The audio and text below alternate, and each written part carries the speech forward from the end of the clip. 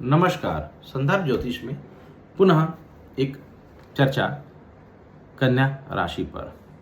कन्या राशि जिसके कारक बुध हैं, जिसके स्वामी बुध हैं, माफ कीजिएगा, कन्या राशि, कन्या लग्न जिसके राशि बुध हैं, नक्षत्र के हिसाब से हम चलें तो राशि पर विशेष ध्यान दें।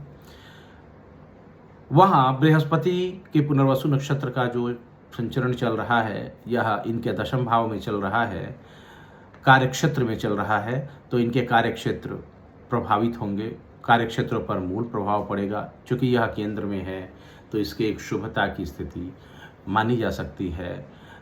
यह निर्भर करता है कि उसके गुरु कैसे हैं। गुरु कहीं वक्री तो नहीं है, गुरु मूल कुंडली में कहीं अकारक तो नहीं है, तो यह देखना आवश्यक है। अब चलते हैं इनके विशेष संदर्भ में, तो गुरु यहाँ बैठ करके पंचम भाव से धन को देख रहे हैं। धन क्या आवागमन है। सप्तम भाव से प्रॉपर्टी लाभ की स्थिति देख रहे हैं। वहाँ प्रॉपर्टी, जन्म स्थान, इन सब जगहों का आवागमन है, फायदा है। वहीं नवम दृष्टि से यह आपके खष्टम भाव को देख रहे हैं कन्या राशि वालों के लिए। तो किसी तरह का कंपटीशन, किसी तरह का कार्य, किसी तरह की बृहस्पति की नवम दृष्टि से उनके कार्य होने के, लोन सक्सेस हो जाने, क्योंकि बुध का भी वहाँ से भाव मिल रहा है, बल मिल रहा है, बुध और बृहस्पति दोनों के मिल रहे हैं, तो डॉक्यूमेंटेशन वगैरह से संबंधित चीज़ों का सारा कार्य होने की पूर्ण संभावना है।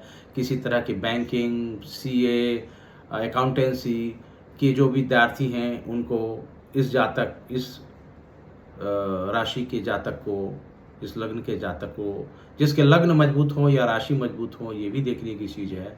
जिससे जो मजबूत हो उससे ज़्यादा देखें। मूलतः पुनर्वसु नक्षत्र को राशि से ही देखना चाहिए।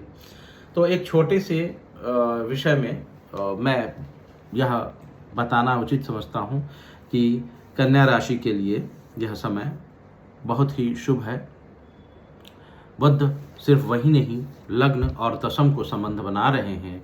गुरु की दृष्टि बुध के साथ लग्न से भी बन रही है, द्वितीय भाव से भी बन रही है, चौथे 2, 4, 6 का भाव, मैं सीधा बोल दूं 2, 4, 6 का भाव बहुत ही लाभकारी भाव होता है। किसी तरह के कंपटीशन निकलने का भाव होता है। सुखेश, द्वितीयेश और खष्ठेश का जो एक अंतर संबंध बनता है, यह अति शुभता की स्थिति में जाती है। तो इसे चाहे कुछ भी हो, कन्या राशि वालों के लिए नया कार्य, नया व्यापार, नया व्यवसाय, नया क्षेत्र, नए प्रोजेक्ट, जो भी कहिए, इनके लिए अगले 8 महीने अच्छे हैं। शुक्र के साथ इनके संबंध बन रहे हैं। शुक्र केतु में बैठे हैं। केतु इनके द्वादश भाव में है। द्वादश भाव का शुक्र बहुत ही अच्छा होता है, क्योंकि केतु शुक्र के नक्षत्र में बैठे हैं। विदेश संबंधित कार्य इनके बहुत अच्छे होंगे। बाहर के कार्य, ये बाहर निकलेंगे, घर से अपने कार्य को करेंगे और बाहर की ओर ये प्रस्थान कर जाएंगे। इनका कार्य, व्यवसाय, क्षेत्र सब जन्म स्थान से बाहर लाभ की स्थिति में दिखा रहा है। नेटवर्किंग, शासन के लोगों से मुलाकात, आय पर, जमीन जायदाद, खेत, कृषि की जमीन से लाभ, ये सारे आपके चार्ट पर, कन्या राशि, कन्या लग्न के चार्ट पर बहुत ही अच्छा दिख रहा है। हाँ, मंगल थोड़े जब अकारक होते हैं तो मंगल 29 तारीख तक इन्हें उतने अच्छे रिजल्ट नहीं देंगे।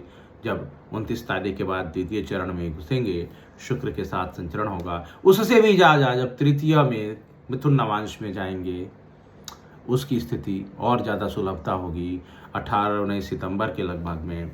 और मिथुन राशि में वो आते ही मिथुन राशि वालों के साथ कन्या राशि का भी समय अच्छा है। जिनकी दशा स्पेशली बुध की चल रही हो, अच्छे गुरु की चल रही हो, जिनके नक्षत्र भी शुभ हों, उनके लिए तो आप, जिनके डिग्री भी अच्छी हो, उनके लिए तो आप कह सकते हैं कि यह भारी भरकम सुंदर समय।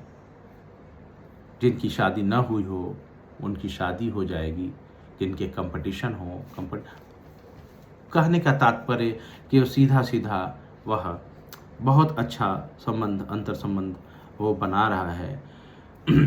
थोड़ी बात करें तो इन लोगों के लिए अभी शनि भी केंद्र में चल रहे हैं। शनि की दृष्टि है लग्न पर वक्री होकर। जिनके शनि कारक हैं उनके लिए तो लग्न को बढ़ाने का चीज़ है, व्यक्तित्व को बढ़ाने का चीज़ है, स्वास्थ्य को सुंदर करने का चीज़ है, वह मजबूती दे रहा है। लेकिन जिनके लिए अगर शनि अकारक हुए, उन्हें स्वास्थ्य को लेकर नवंबर तक ध्यान रखना चाहिए। आप समझते हैं शनि कमर से नीचे के मालिक विशेष हैं, तो पैरों में की समस्याओं से जूझ सकते हैं नवंबर तक, तभी आराम मिलेगा। तो छोटे से आज की चर्चा में मैं बस इतना ही। नमस्कार।